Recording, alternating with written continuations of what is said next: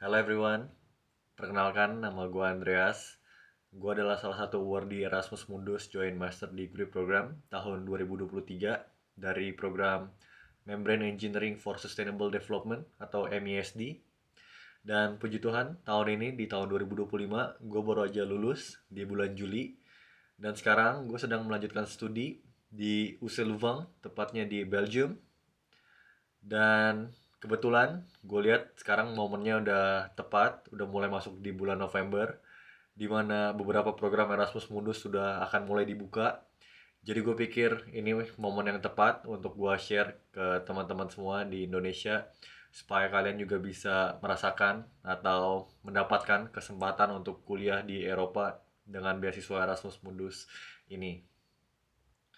Supaya videonya nggak terlalu panjang, gue nggak akan jelasin lagi apa itu beasiswa Erasmus Mundus, karena gue yakin teman-teman yang nonton video ini pasti udah tahu apa itu Erasmus Mundus Joint Master Degree Program.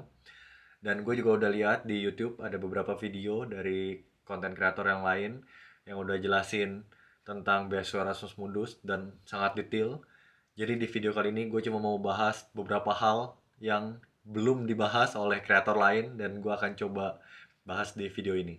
Yang pertama, gue akan bahas apa sih bedanya Erasmus Mundus dengan LPDP. Jadi, Erasmus Mundus adalah program beasiswa dari pemerintah Uni Eropa. Sedangkan LPDP adalah program beasiswa dari pemerintah Indonesia. Nah, untuk waktu apply-nya, waktu di case gue di Membrane Engineering for Sustainable Development Program, MESD, waktu gue apply langsung ke program Erasmus Mundusnya. Dan ketika kalian apply ke program Erasmus Mundusnya, itu berarti kalian apply beasiswa sekaligus apply ke universitasnya. Jadi proses aplikasinya itu berbarengan. Hanya satu aplikasi, tapi untuk dua, untuk beasiswa dan juga untuk universitas.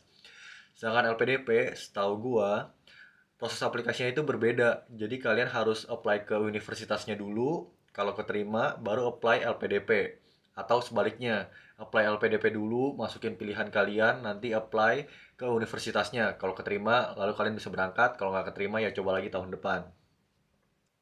Untuk program Erasmus Mundus itu sendiri, setelah kalian apply, kalian tunggu dan kalian akan dapat jawaban. Nah, jawaban itu bisa dalam tiga bentuk. Yang pertama, kalian main list. Yang kedua, kalian reserve list. Dan yang ketiga, rejected. Untuk yang main list, kalau kalian dapat, itu berarti kalian keterima beasiswa dan juga universitasnya. Jadi kalian tinggal urus dokumen dan siap berangkat. Kalau kalian reserve list, it means kalian keterima universitasnya tapi kalian nggak dapat beasiswanya.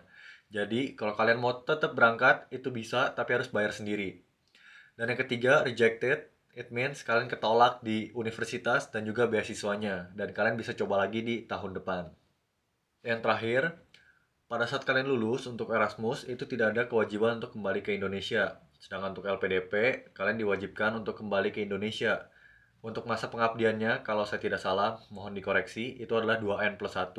Jadi kalau kalian studi selama 2 tahun, berarti masa pengabdiannya adalah 5 tahun. Untuk Erasmus Mundus itu sendiri, kalian perlu ingat bahwa selama kalian studi di sini 2 tahun, kalian akan menggunakan residence permit dari negara kalian belajar. Dan masa berlakunya adalah 2 tahun, di mana total masa studi kalian. Setelah kalian lulus, pasti residence permit kalian setelah 2 atau 3 bulan itu akan hangus dan kalian harus perpanjang. Nah, karena kalian adalah lulusan dari universitas di Eropa, kalian bisa apply untuk job seeking visa atau visa untuk mencari kerja. Akan tapi, visa ini hanya berlaku untuk 1 tahun dan tidak bisa diperpanjang. Jadi kalau selama setahun kalian nggak bisa dapat kerja atau nggak bisa dapat PhD, kalian diwajibkan untuk balik ke Indonesia. Yang kedua, cara apply. Nah, kalau untuk Erasmus Mundus itu sendiri, sebetulnya cara apply-nya adalah tergantung programnya masing-masing. Untuk case gua di program Membrane Engineering for Sustainable Development atau MESD, program gua punya websitenya sendiri. Jadi di sana kalian bisa apply langsung ketika programnya dibuka dan kalian tinggal isi aja data diri kalian dan upload dokumen-dokumen yang diminta. Akan tapi untuk program-program lain, sepertinya cara apply-nya beda. Akan tapi kalian bisa cek di katalog Erasmus Mundus. Di situ ada beberapa program dari Erasmus Mundus, mungkin ada 100 lebih yang kalian bisa cek. Dan kalian bisa cek sendiri tuh di situ requirement-nya apa aja dan cara apply-nya gimana. Biasanya mereka udah kasih petunjuk yang sangat jelas di websitenya masing-masing. Yang ketiga, coverage atau apa aja sih yang akan diberikan selama kalian 2 tahun kuliah di Eropa. Yang pertama, untuk tuition fee, kalian nggak perlu pusing soal itu karena semua itu akan digratiskan oleh program kalian kalau kalian menerima beasiswa. Lalu untuk yang kedua, untuk allowance, waktu di case saya tahun 2023 ada dua jenis. Ada beberapa program yang hanya kasih kalian 1.000 euro per bulannya. Akan tapi di samping itu kalian akan diberikan travel allowance, lalu moving allowance ketika kalian pindah dari satu negara ke negara lain, dan uang-uang lainnya. Untuk case di program saya hanya terima 1.400 euro per bulannya atau sekitar 23 juta rupiah. Akan tapi di samping itu tidak ada allowance-allowance lain yang akan diberikan. Jadi dari 1.400 euro itu kalian akan pakai uang itu untuk makan, bayar kos, saving, dan juga keperluan lainnya. Akan tapi untuk pengalaman saya 1.400 euro itu sangatlah banyak, apalagi di negara-negara seperti Spanyol, Itali, di mana biaya hidupnya nggak terlalu mahal, dan bahkan 1.400 euro itu sudah melebihi atau lebih tinggi dari average gaji orang-orang di sana. Jadi kalian akan sangat bisa nabung dari 1.400 euro kalian. Untuk kalau kalian yang dapat tinggal di negara-negara yang lebih mahal seperti Belgia, Belanda, dan beberapa negara di Nordik seperti Norwegia, Finlandia, dan Swedia, mungkin biaya hidupnya akan semakin mahal atau lebih mahal, tapi percayalah kalau kalian bisa manage uangnya lebih baik, kalian masih bisa nabung dari allowance itu. Yang keempat, pengalaman studi. Seperti yang udah gue jelaskan tadi, gue kuliah semester 1 di Spanyol, lebih tepatnya di Zaragoza. Semester 2 di Republik Ceko, di kota Praha. Dan semester 3 dan 4 atau tahun kedua di Belanda. Untuk pengalaman gue sendiri, yang pertama gue membahas tentang bahasa.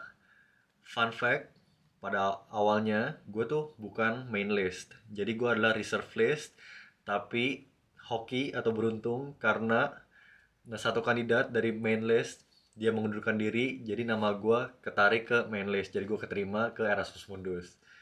Dan another fun fact, waktu gue apply Erasmus Mundus, gue nggak punya English proficiency sama sekali. Jadi waktu itu gue nggak ambil TOEFL dan gue nggak ambil IELTS, jadi gue nggak punya sertifikat untuk English proficiency sama sekali.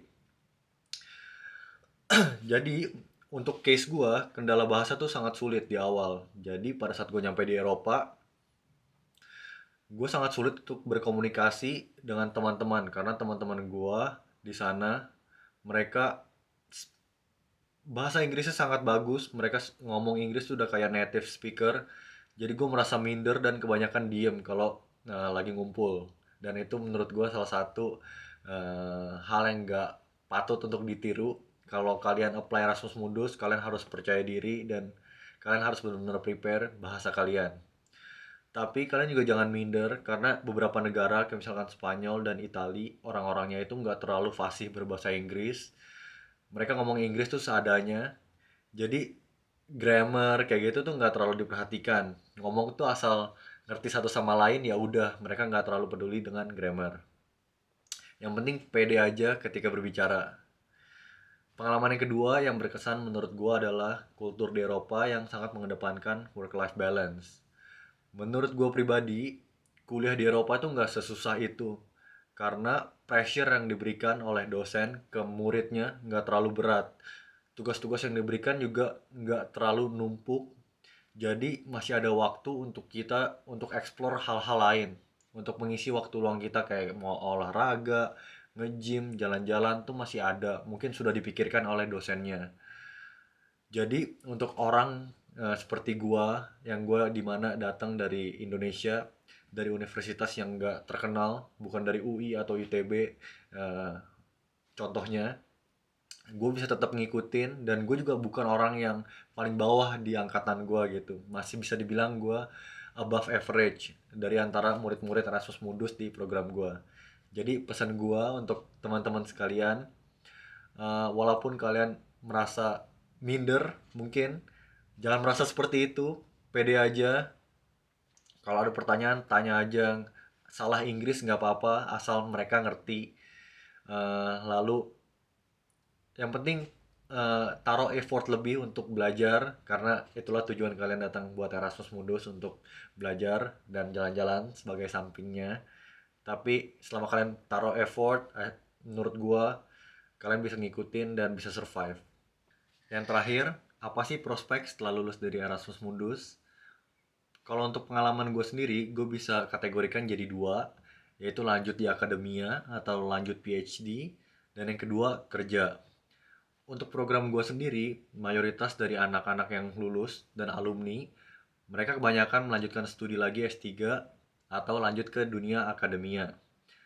Nah, akan tapi kalian perlu tahu bahwa program-program Erasmus Mundus yang lain ada banyak yang ilmunya itu sangat aplikatif dan banyak banget relasi ke industri. Jadi untuk langsung kerja dan dapat kerja di Eropa kemungkinannya juga ada, itu bukan tertutup ya teman-teman. Tapi kalau gue bisa kasih saran ke teman-teman yang akan mulai atau baru kepikiran untuk apply Erasmus Mundus, cari programnya, lihat mobility-nya kemana, dan mulai pelajari bahasanya. Karena bahasa lokal di negara di Eropa sangatlah penting. Meskipun teman-teman bisa bahasa Inggris dengan sangat baik, tapi beberapa pekerjaan dan beberapa negara mereka sangat menggunakan bahasa negaranya masing-masing.